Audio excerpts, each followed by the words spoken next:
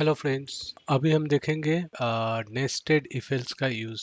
So nested if else का programme में use करना है। इनका मतलब है ना, इफ के अंदर और एक इफ यूज़ करना, या इफ के एल्स पार्ट में और एक इफ यूज़ करना।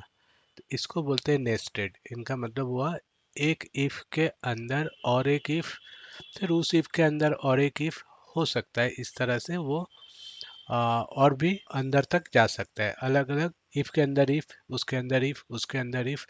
तो इसको ना इफ एल्स का लैडर भी बोलते हैं। नेस्टेड इफ का मतलब होता है ladder of if else, right. तो हम एक प्रोग्राम बनाएंगे जिससे हम अच्छी तरह से सीख पाएंगे नेस्टेड इफ एल्स कैसे होते हैं। तो हम एक कैरेक्टर को स्कैन करवाएंगे, राइट। हम उस कैरेक्टर को चेक करेंगे वो कैरेक्टर वावेल है या कंसोनेंट है।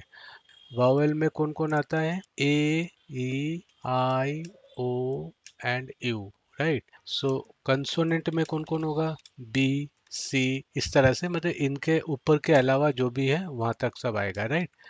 तो यहाँ 21 है और वहाँ 5 है। तो अब आप समझ लो, जो मैं यहाँ 21 का अगर मैं यहाँ लिखूँ ए बी सी डी, तो ऐसे 21 आएगा, 21, राइट। सो 21 को कंपेयर करना आसान होगा क्या 5 को कंपेयर करना आसान होगा? तो कंपेरिजन, नंबर ऑफ कंपेरिजन आपको यहाँ कम मिलता है। तो मैं वावेल को कंपेयर करूंगा, और वावेल इस कंपैरिजन, अगर ये 5 कंपैरिजन में फेल हो जाता है, इनका मतलब वो कंसोनेंट होगा, राइट। इसीलिए मैंने आपको ये दिखाया, मतलब राइटिंग करके दिखाया, राइट। तो कंसोनेंट हम चेक नहीं करेंगे, हम चेक करेंगे जो कम कंपैरिजन है वो हम चेक करेंगे। So compare, number of compare जो होगा वो आपका वोवेल में आएगा 5। इसका मतलब जो कैरेक्टर आप डालोगे वो आप कोई अल्फ़ाबेट डालोगे, राइट। कोई अल्फ़ाबेट डालोगे तो A B C D up to Z तक जो डालोगे वो चेक होगा। वो किस वेरिएबल में है आपका? ना, सी एच वेरिएबल के अंदर है। सो हम सबसे पहले क्या चेक करेंगे ना, इफ सी एच, क्या ए है? अभी हम स्मॉल लेटर से करते हैं, इनको कैपिटल लेटर से भी करके दिखाएंगे। अभी सिर्फ हमने स्मॉल लेटर का ही डालेंगे, राइट, अल्फाबेट। तो अगर ऐसा है तो मैं क्या प्रिंट करूंगा? Print F percentage C is a vowel, right. और स्लैश एन दे दो, कोई प्रॉब्लम नहीं है। और यहाँ कॉमा करके किस, वो जो कैरेक्टर हम डालेंगे उनको प्रिंट करवाएंगे, राइट। तो ये हो गया। अब देखो, अगर ए हो गया, आपने ए डाल दिया तो आपका क्या हो जाएगा? वावेल प्रिंट करके वो बाहर आ जाएगा। अगर ये नहीं हुआ तो कुछ भी हो सकता है ना। तो हम यहाँ चेक करेंगे एल्स। मैं ये प्रोग्राम को थोड़ा कम्प्लेक्स मोड में बना रहा हूँ, क्योंकि जो अगर आप कम्प्लेक्सिटी देखोगे तो ही जाके हम आगे के स्टेप सीखेंगे कैसे उसको आसान किया जाता है, राइट। इजी तरह से कैसे किया जाता है, या नेक्स्ट स्टेप क्या होता है सीखने का। तो अगर ए नहीं है तो आप एल्स में आओगे। सो एल्स में आके आप क्या लिखोगे ना, हो सकता है एल्स में आया और वो कैरेक्टर जो है वो वो है आपका ई, हो सकता है। तो ई अगर हो जाता है तो मैं ये सेम लाइन को फिर क्या करूंगा, यहाँ बोल दूंगा। और ये अगर हो जाता है तो आप समझ जाते हो ना, तो वो आप इसके बाहर आ गया, इसके बाहर आ जाता है, इनका मतलब प्रोग्राम खत्म हो गया। तो आपका ए के लिए भी प्रिंट हो गया। अगर ए नहीं है और एल्स में आके दिखता है वो ई है, तो भी आपको बोलेगा वोवेल। अगर ई भी नहीं हुआ, ई भी नहीं हुआ तो इनका एक एल्स आएगा, राइट। तो उसके एल्स में आप क्या लिखोगे? देखो, ई, ई अगर नहीं हुआ तो एल्स, सॉरी, ई नहीं हुआ तो इधर आएगा। यहाँ आकर हम चेक करेंगे ए ई आई, राइट, आई से करेंगे। फिर हम बोलेंगे अगर आई भी नहीं हुआ तो इसके अंदर हम क्या करेंगे? आई भी नहीं हुआ तो करेंगे ओ, राइट। अगर ओ भी नहीं हुआ तो भी एल्स में आएंगे। सो हमारे पास एक रह गया, तो हमारा 5 कंपेरिजन हो गया। और अगर यू भी नहीं है तो ये जगह पे आएगा। ये जगह पे और मुझे कंपेरिजन नहीं करना है, क्योंकि मुझे पता लग गया जो वो ए नहीं है, ई नहीं है, आई नहीं है, है ना, ओ भी नहीं है और यू भी नहीं है। सो इनका मतलब वो कैरेक्टर क्या है, कंसोनेंट है, सोनेंट, राइट, इज अ कंसोनेंट। अब एक बार देखो अच्छी तरह से, एक बार देख लो क्या किया मैंने। पहले ए को चेक किया, ए हो गया तो देखो आप इधर आओगे और उसके एल्स में जाएगा ही नहीं, तो सीधा आपका प्रोग्राम बाहर। तो मैं ये जो एल्स है इनको पूरा देखो बंद हो गया। तो अगर ये हो जाता तो एल्स में जाएगा ही नहीं, सीधा प्रोग्राम आपका खत्म हो गया, ये इसको प्रिंट करेगा खत्म हो जाएगा। अगर ये नहीं हुआ तो इनके एल्स पार्ट में जाएगा, एल्स पार्ट में जाके अगर ई हो गया तो वो इसको प्रिंट करेगा और इसके एल्स में नहीं जाएगा, तो इनका एल्स देखो प्रोग्राम खत्म। तो ये प्रिंट करने के बाद एल्स में तो जाएगा नहीं, तो बाहर आ गया। अगर ई भी नहीं हुआ तो वो अंदर जाएगा, एल्स में जाएगा और वहाँ आके इफ रख दिया, इफ आई। सो अगर आई होता है तो आई वावेल प्रिंट होगा, तो वो टाइम पे ये एल्स में नहीं जाएगा, ये एल्स कहाँ तक है देखो प्रोग्राम खत्म। उसके बाद वो ओ पे जाएगा, सो ओ हो गया तो यहाँ जाएगा और इस एल्स में नहीं जाएगा, राइट। उसी तरह अगर ओ नहीं हुआ तो वो चेक करेगा यू, अगर यू हो गया तो यहाँ जाएगा तो एल्स में नहीं जाएगा। और अगर यू भी नहीं हुआ तो हम एल्स में क्या बोल देंगे, या कंसोनेंट, राइट। सो इस प्रोग्राम को एक बार रन करके देखते हैं, ई, और एंटर मारता हूँ तो क्या लिखता है, ई इज अ वावल। सो ई का कैसे यहाँ हुआ ना, हमने यहाँ ई डाला, पहले चेक हुआ सी एच ई है ना, सी एच ए है, सॉरी ए नहीं है, तो ये वावेल प्रिंट नहीं हुआ, यहाँ तो नहीं हुआ, ठीक है, तो एल्स में आया। क्या सी एच ई है, हाँ ई है, तो ये प्रिंट करेगा और यहाँ से सीधा वो बाहर चला जाएगा। तो ये जो प्रिंट आपको दिख रहा है यहाँ, ये वाला है, राइट। तो इसी तरह अगर आप कोई दूसरा कैरेक्टर डालोगे, जैसे कि यू डालोगे, देखो you is a Wavell, right. अभी अगर आप यहाँ एंटर दोगे और बोलोगे मैं डी डालता हूँ, डी, तो क्या लिखता है, D is a consonant, right. तो इसका मीनिंग क्या हुआ, डी कहाँ मिला कंसोनेंट, देखते हैं डी को हम यहाँ से कंपेयर करते हैं। तो सी एच की वैल्यू डी है, तो वो तो ए नहीं है, तो एल्स में आएगा, एल्स में आके यहाँ चेक होगा, ई भी नहीं है क्योंकि आपने यहाँ सी एच की वैल्यू डी है, सो डी ई नहीं है तो एल्स में आएगा, सो डी आई नहीं है, सो ये एल्स में आएगा, डी ओ नहीं है, इस एल्स में आएगा, डी यू नहीं है, तो क्या प्रिंट कर देगा, कंसोनेंट। समझ गए, सॉरी। तो इस तरह से काम करता है। लेकिन आप एक चीज़ ध्यान दो, ये प्रोग्राम अगर इसकी विजिबिलिटी और रीड करने का जो वो है ना, वो थोड़ा सा कॉम्प्लेक्स है। राइट।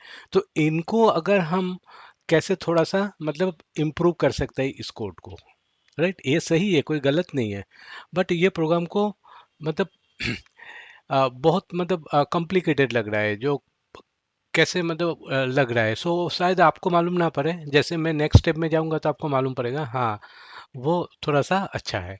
तो वो कैसे ना, एक बात याद रखने का, जब भी इफ ब्लॉक के अंदर या एल्स ब्लॉक के अंदर पहला लाइन अगर इफ हो, राइट, अगर एल्स, सॉरी, एल्स के अंदर अगर पहला लाइन इफ हो तो उसको हम अलग तरीके से लिख सकते हैं। वो कैसे लिख सकते हैं, उसको हम, ये जो लाइन है ना इनको यहाँ से हटा दो और इस लाइन में जो नीचे था उसको भी हटा दो, ये वाला, राइट। तो हमने क्या किया, ये हटा दिया और ये जो इफ है ना इसको यहाँ ले लो, इसका मतलब एल्स इफ कर सकते हो, राइट।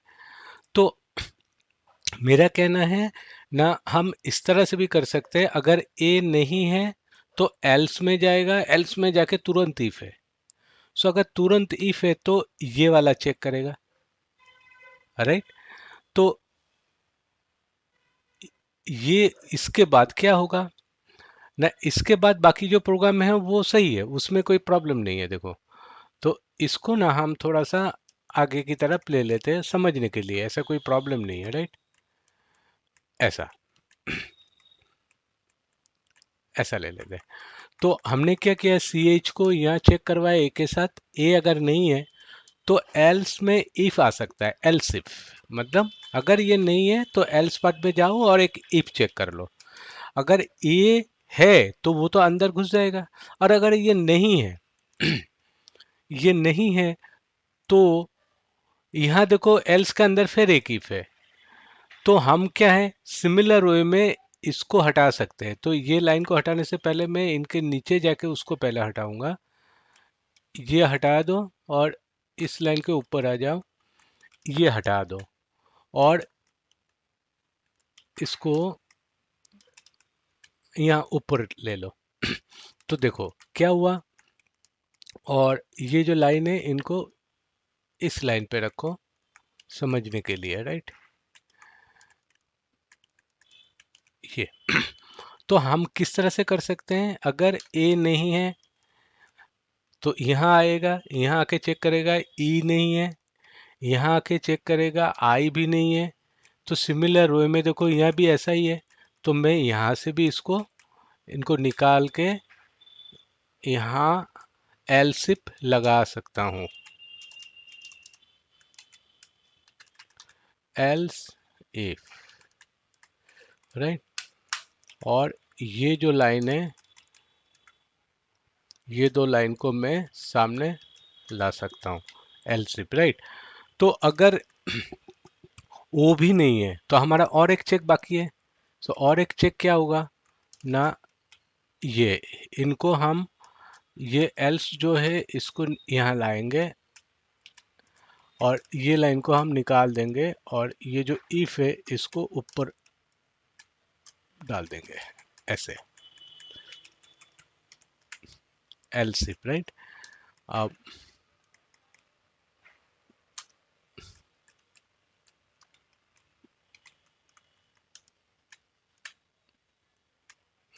अब देखो तो इस तरह से हम करेंगे तो कोड कितना आपका स्टैंडर्ड हो गया और सिंपल हो गया, राइट, इजी टू अंडरस्टैंड हो गया।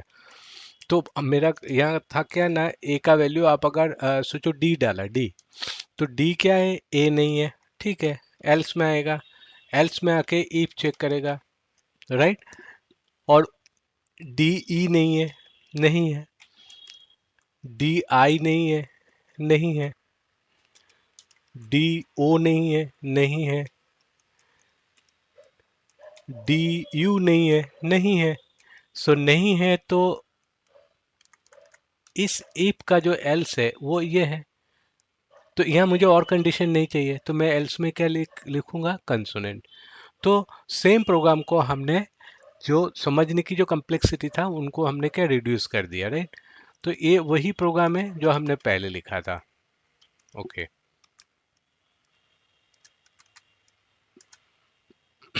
अभी हम कुछ डालते हैं, जैसे आई डालते हैं। देखो क्या लिखा है, I is a vowel, right. अब मैं डालूं R, R is a consonant, right. Sorry. तो इस तरह से ये वर्क करता है। तो समझ गए। तो नेस्टेड इफ एल्स को हम इस तरह से यूज कर सकते हैं, राइट। ओके। अब देखो यहाँ जो हमारा हमने जो सोचा था ना, हमने क्या सोचा था ना,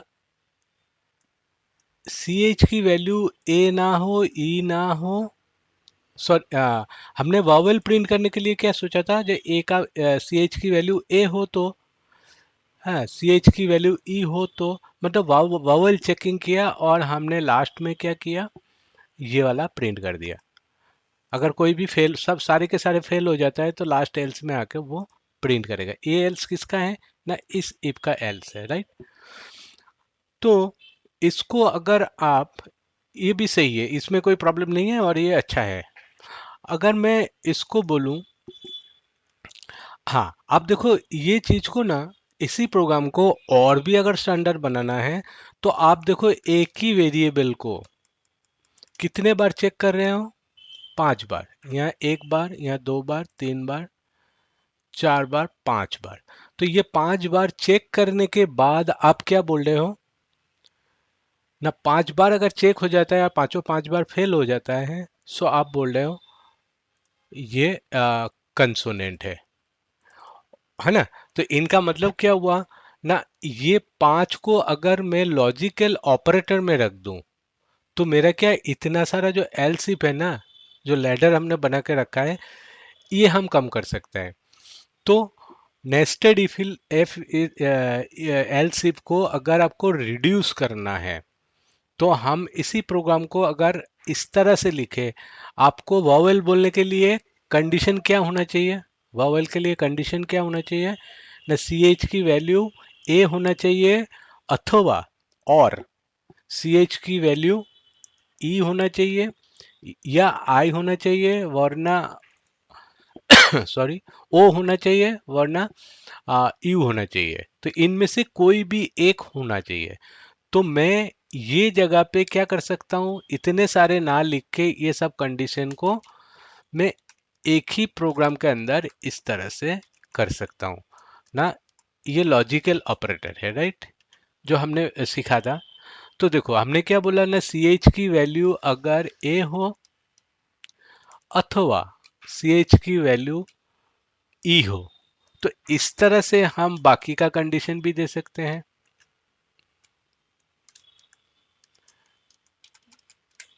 आई ओ और यू।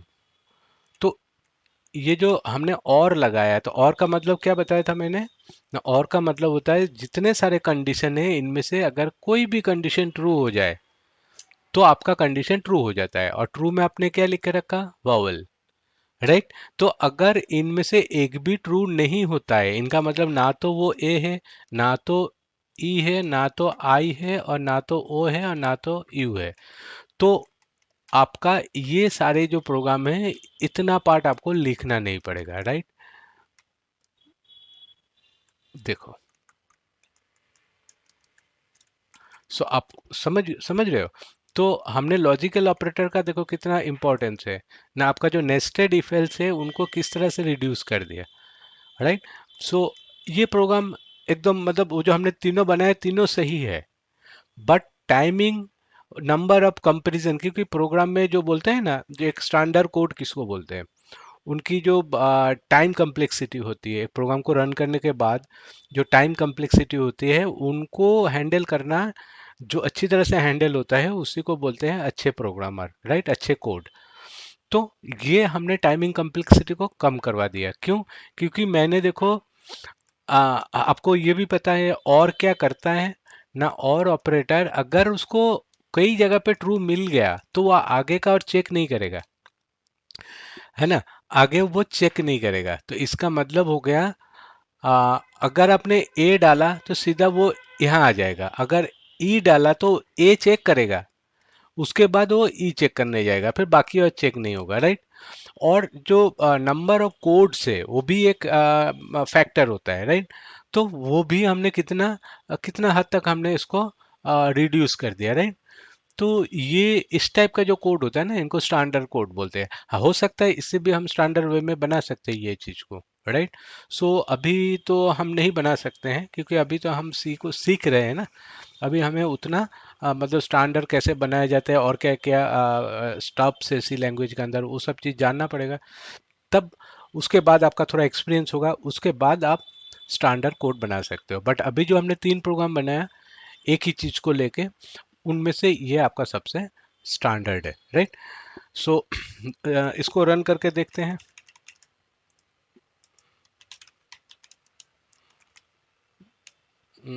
कंपाइल करना पड़ेगा, ओके। क्या डालूं मैं, जी डाल देता हूँ, जी। सो देखो, G is a consonant, C H की वैल्यू जी है, तो जी ना तो जी ए है ना, तो यह चेक होगा, जी ई है ना, जी आई है नो, जी ओ है नो, जी यू है नो। तो इनमें से सारे के पांचों पांच कंडीशन फॉल्स। सो और क्या इसको ट्रू नहीं कर पाए, इतने सारे पांच जो और है उनको वो ट्रू नहीं कर पाए क्योंकि each and every condition falls हो गए, राइट। तो वो सीधा यहाँ आएगा और बोलेगा कंसोनेंट, है ना। अगर मैं इसी प्रोग्राम में कोई जैसे क्या डालूं, यू डालता हूँ यू, तो देखो क्या लिखता है, यू इज अ ववल। तो यहाँ देखो ए यहाँ फॉल्स हुआ, यहाँ फॉल्स हुआ, यहाँ फॉल्स हुआ, यहाँ फॉल्स हुआ, बट ये ट्रू हो गया। तो एक तो ट्रू हो गई ना, तो एक ट्रू हो गया, इनका मतलब द होल कंडीशन आपका इफ के अंदर जो रिजल्टेंट जो आपका बुलियन वैल्यू है वो आपका ट्रू मिल गया, राइट। सो फाइनल ट्रू मिल गया, तो ट्रू मिल गया तो आप कंट्रोल कहाँ आएगा, इस ब्लॉक में आएगा, राइट। तो वो ववल यहाँ प्रिंट करेगा। समझ में आ गया। सो ये था आपका if else, nested if else, उसको कैसे रिड्यूस करके हम उनको लॉजिकल ऑपरेटर में रखा है। तो यहाँ एंड भी यूज कर सकते हो, बट वो हमारे सोचना पड़ेगा ना कैसे इनको मैं एंड पे कर सकता हूँ। अब मैं एंड से करना चाहता हूँ, तो एंड से करने के लिए क्या आपको करना पड़ेगा ना, यहाँ आपको एंड रखना पड़ेगा, राइट। एंड का मतलब यहाँ एंड रखना पड़ेगा। अब देखो एंड, अब यहाँ एंड रखने से आपको, ऐसा रखने से नहीं हो जाएगा ना, आपको लॉजिकली सोचना पड़ेगा। एंड तो मैंने रख दिया, तो और मैंने सोचो डाला आ, क्या डाला, ए डाल दिया सोचो, तो ये कंडीशन तो अपने सही हो गया, राइट। सो एंड क्या करेगा, एंड बोलेगा ईच एंड एवरी पार्ट्स जो आपने रखा है कंडीशन वो सब ट्रू होना पड़ेगा, है ना। तो आपने डाला ए, तो इस पार्ट ट्रू हो गया, बट बाकी सारे के सारे पार्ट फॉल्स होगा क्योंकि ए कभी क्या नहीं होगा, ई नहीं होगा, कभी आई नहीं होगा, कभी ओ नहीं होगा, कभी यू नहीं होगा, क्योंकि ए ए कभी अलग अलग नहीं हो सकता ना, ए तो ए ही हो सकता है। ए एट ए टाइम में अलग नहीं हो सकता है, ए एट ए टाइम ए ही होता है, राइट। तो ऐसे सिचुएशन में हमें क्या करना पड़ेगा ना, हमें थोड़ा सा सोचना पड़े। क्या सोचना पड़े, अगर मैं यहाँ ऐसा लिख दूं A not equal to C H not equal to A, मतलब उल्टा कर दिया पूरा कंडीशन को। मैं ऐसा कहना चाहता हूँ सी एच ना तो ए हो, ना तो ई हो, ना तो आई हो, ना तो ओ हो, ना तो यू हो। इनका मतलब मैं जिसको डालूंगा वो ए नहीं होना चाहिए, एंड वो ई भी नहीं होना चाहिए, एंड वो आई भी नहीं होना चाहिए। तो मुझे क्या करना पड़ेगा, ये सब कंडीशन एंड लगाया हुआ है, इसीलिए हमें इनको नॉट से करना पड़ेगा, राइट। समझ लो। तो देखो इनमें से कोई भी नहीं होना चाहिए, तो हम क्या बोलेंगे, ए ई आई ओ यू में से अगर कुछ भी नहीं हुआ तो इनका मतलब कंसोनेंट। तो मेरा जो यहाँ का जो स्टेटमेंट है वो चेंज करना पड़ेगा। तो C O N S, conso N A N T, consonant, right. और देखो यहाँ क्या लिखेंगे, vowel, V O W E L, vowel. अब ये समझ गया। तो मैं जो डालूंगा वो ए नहीं होना चाहिए, तो आपने डाला ई, तो ई तो ए नहीं है, सही है, बट यहाँ ई तो ई नहीं है तो गलत हो जाएगा ना। तो मैं जो डालूंगा वो इनमें से कोई भी नहीं होना चाहिए। तो अगर मैं यहाँ सोचो डी डालता हूँ, डी, तो और डी को मैं चेक करना चाहता हूँ, डी डाला, तो सी एच ए नहीं है, मतलब डी ए नहीं है, सही है। डी ई नहीं है, सही है। डी आई नहीं है, वो भी सही है। डी ओ नहीं है, ये भी सही है। और डी यू नहीं है, ये भी सही है। तो इनका मतलब सारे के सारे कंडीशन सही हो जाता है जब, तो एंड क्या बोलता है, आई एम ट्रू। तो एंड क्या एवल्यूट करता है, ट्रू। तो इफ के अंदर ट्रू आएगा। तो आप समझ लो डी डालने से ये लाइन पूरा का पूरा सारे कंडीशन ट्रू हो गई। तो हम यहाँ क्या बोलेंगे, डी कंसोनेंट है, राइट। अगर मैंने सोचो आपने डाल दिया ई डाल दिया, तो क्या होता है देखते हैं। अगर आपने ई डाला तो सी एच जो ई डाला है, ई क्या नहीं है, ए नहीं है। तो ई डाला तो ई ए नहीं है, एकदम सही है, नहीं है। तो यहाँ ये कंडीशन आपका ट्रू हुआ, तो हर एक को ट्रू होना पड़ेगा। फिर यहाँ आएगा ई ई नहीं है, तो गलत हो गया ना, ई इज नॉट ई, तो ये फॉल्स है। सो एंड को एक फॉल्स मिल गया ना, तो आगे और जाएगा ही नहीं, तो पूरा कंडीशन क्या हो गया, फॉल्स हो गया। सो फॉल्स हो गया तो कहाँ आएगा वो, यहाँ आएगा। तो हम क्या बोलेंगे ना, E is a vowel, right. तो ये देखो इस तरह से भी हम कर सकते हैं, राइट। अब यहाँ इसको रन करो। हम्म, हम्म, जैसे कि मैं डालता हूँ के, तो के इज अ कंसोनेंट। अब हम एक डालेंगे, आई डालते हैं, आई, देखो आई इज अ वोवल, राइट। तो ये, हाँ, समझ समझ गए होंगे ना आप लोग, ओके। तो इस तरह से हम इफ एल्स को कॉम्प्लेक्स भी बना सकते हैं, और कॉम्प्लेक्सिटी बढ़ जाएगा तो उनको हम और एंड से, लॉजिकल ऑपरेटर से उनको हम कंबाइन कर सकते हैं, बराबर। वो हमारे जो प्रोग्राम का रिक्वायरमेंट्स है, वो उसके हिसाब से हमें बनाना पड़ेगा। तो जैसे जैसे हम प्रोग्राम बनाते जाएंगे, तो आपका जो माइंड में जो लॉजिकल मैटर होता है ना, वो आपका खुलता रहेगा, राइट। सो और आप बना बना सकते हो। तो ये शुरू में मैं आपको इस तरह से बता रहा हूँ, बट आपके लाइफ में इस टाइप की काफ़ी सारी चीज़ आएंगे जो आप धीरे धीरे ये सब सीख जाओगे, राइट। सो आपको, आई होप ये प्रोग्राम आपको समझ में आ गया है। तो हमने नेक्स्ट प्रोग्राम में स्विच केस को लेंगे।